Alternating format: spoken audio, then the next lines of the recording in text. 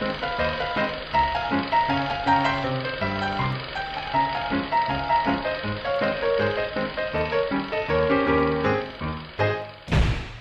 I'm Chris Troy, host of St. Clair County RISA's Moment in History, and I'm here along Lake Huron on the eve of an event that history has been calling the Great White Hurricane, the Big Blow, or the Freshwater Fury. For between the dates of November 7th through the 10th in the year 1913, a blizzard not only dumped huge amounts of snow, but brought with it wind speeds in excess of 80 miles an hour, devastating the Great Lakes Basin.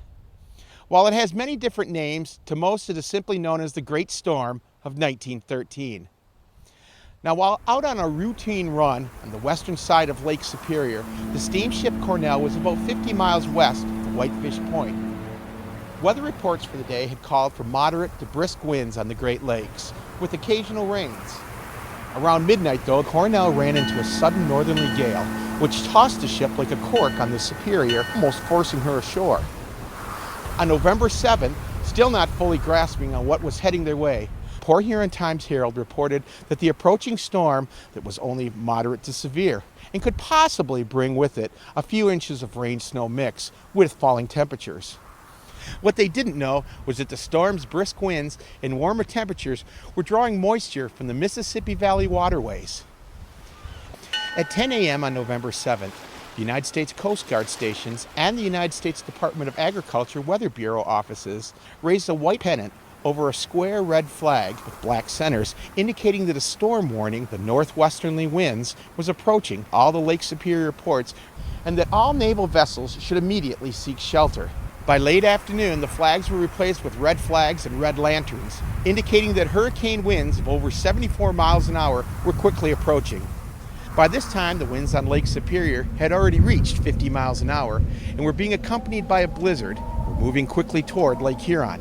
By November 9th, the storm seemed to calm down. The weather seemed to be back to normal, sending many ships back to the waterways, hoping to finish their runs before the shipping season came to an end. This false lure, or sucker hole as it is known, lasted only a short time, though, because on November 9th, a southern low pressure had formed overnight and had been traveling northward, beginning to move northwestward after passing over Washington, D.C.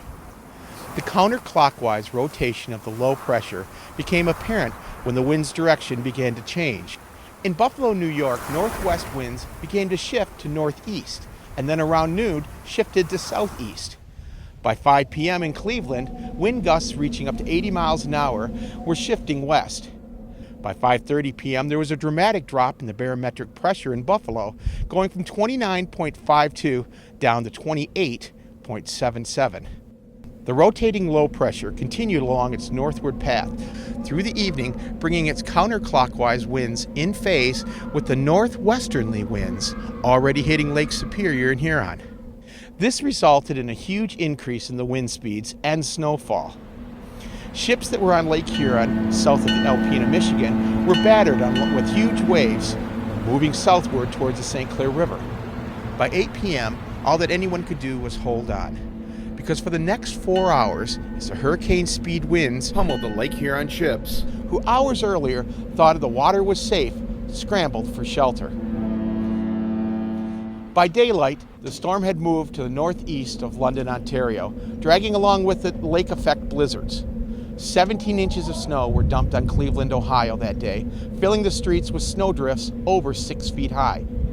Streetcar operators stayed in their stranded powerless vehicles for 2 nights, eating whatever food local residents could provide. By Tuesday, the storm had moved on, but without the warm lake waters, it lost most of its power quickly.